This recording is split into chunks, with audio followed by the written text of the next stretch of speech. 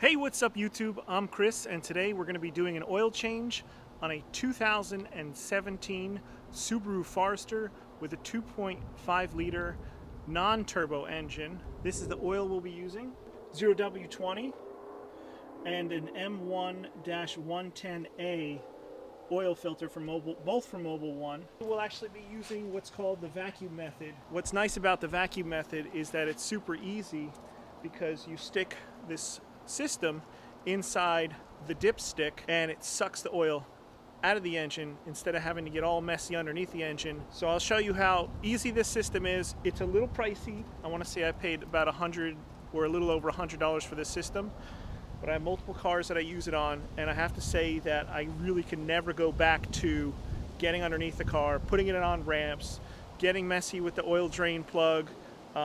This just makes your life a whole lot easier, and sometimes it's nice to pay a little extra for the right tool, and this is definitely an improvement over just normally draining it. So, all right, let's get started. The engine oil, when it's cold, it's thick and it's hard to extract. So what you want to do is warm up your engine, and so you can warm up the oil, and you can do that via a 5-minute run around the block.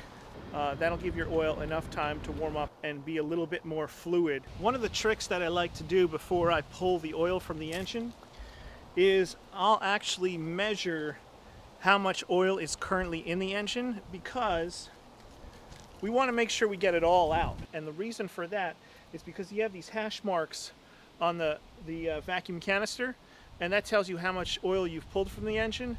And this engine takes 5 liters at the top hash mark on the dipstick and 4 liters at the lower one. And this tells us if we pulled 4 or 5 or somewhere in between, so at least we have a rough idea as to how much we need to pull. So the first time you pull the dipstick, you actually want to just wipe it clean and then put it back in, but stick it all the way down to where you would if you were going to completely install it back, and then pull it right back out, and then get an idea as to how much you'll be pulling.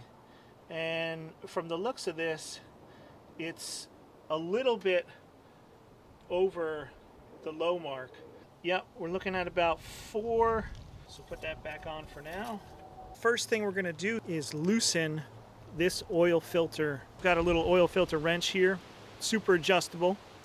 It's got this little chain on there that you just hook into, and I have it actually on the lowest setting because this oil filter is so small. And you just hook that on there, get a good grip.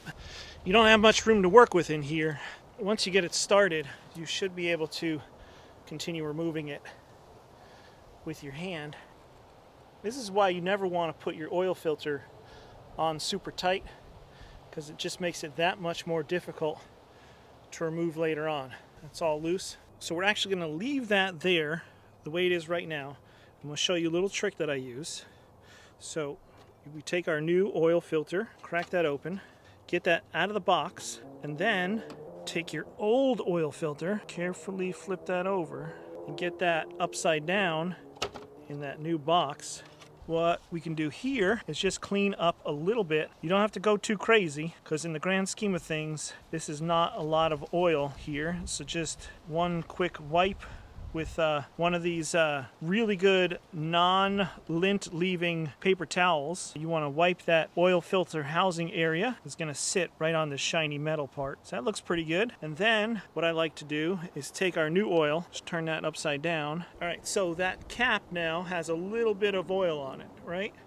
So you take your new oil filter and a relatively clean finger, and dip your finger in the oil, and then just rub that around that rubber seal for reinstallation. That's it. You just have to put a light coating of new oil. Now we take our oil filter and spin it on. Make sure it spins on nice and smoothly. Once it feels like it's starting to tighten down on that housing, you want to turn it a whole half turn. So one way to do that is just to look at the lettering, see how that's positioned, and just spin it 180 degrees from there.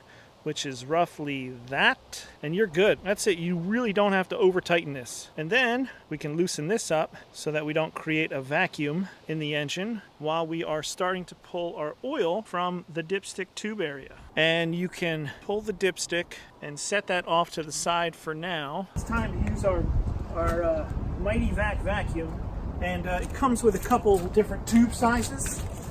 And since we're going in the dipstick tube here, you want to make sure that the tube you choose obviously fits smoothly inside the dipstick tube. And I haven't used this for a while, so I just like to give it a quick clean, because you don't want to introduce any contaminants inside of your engine. We could take our tube and insert that all the way down into the bottom of the engine until you get a little bit of resistance, and then we'll connect the tubes together. So connect those two together. That seals them up.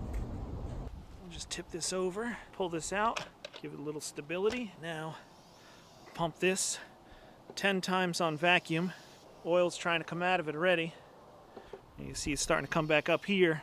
And this is why it's really important to warm up the engine, because it allows this oil to really flow through, this skinny tube here. Then you'll start to see the bottom of that canister start to fill up with oil. And then once it slows down a lot and we're not at that 4-liter hash mark, we'll give it a few more pumps to get it continuing to fill up that canister. Looks like it's going to take a little time to get the oil completely out of here. This is our 4-liter hash mark. We've got about 1.5 liters so far that we've pulled from the engine, so 2.5 liters to go, maybe another 5 more minutes. And it's getting really close to pulling all the oil out of the engine. We pulled a total of 4 liters. That makes sense. Again, it's really important to measure the oil in the engine before you pull it, so you know how much you're pulling, because this engine could take up to 5 liters, but we only pulled 4 liters because that's what was in there. So, I mean, if you don't measure beforehand, you don't know, and you could be sitting here thinking that you've got an extra liter in the engine when you really don't. So just take that extra step, measure how much oil is in the engine before you pull it. All right, now it's time to reinstall the dipstick.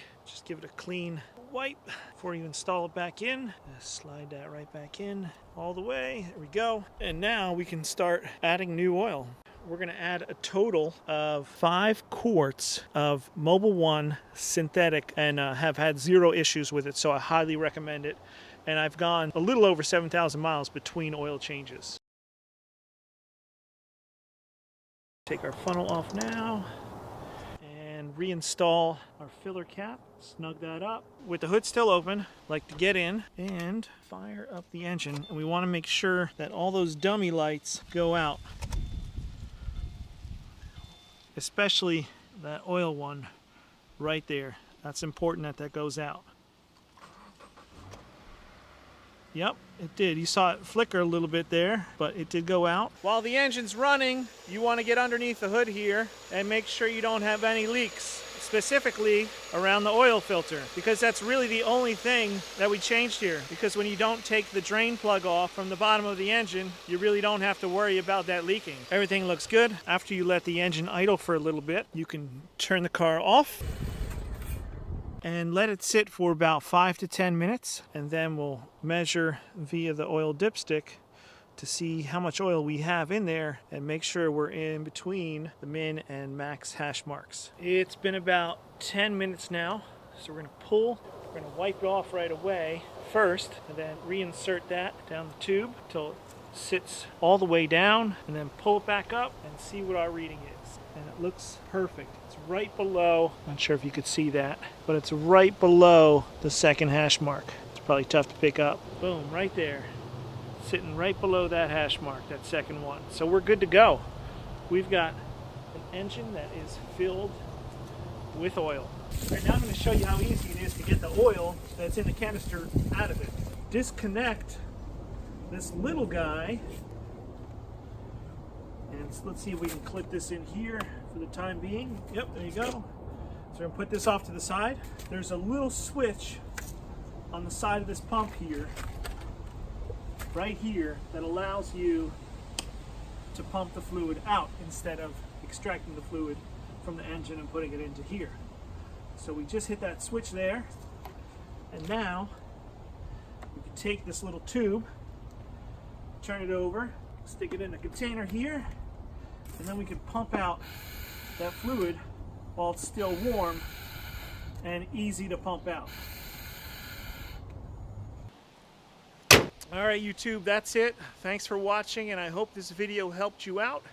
If it did, please feel free to thumbs up this video, subscribe so I know to make more videos like this, and I will catch you in the next one.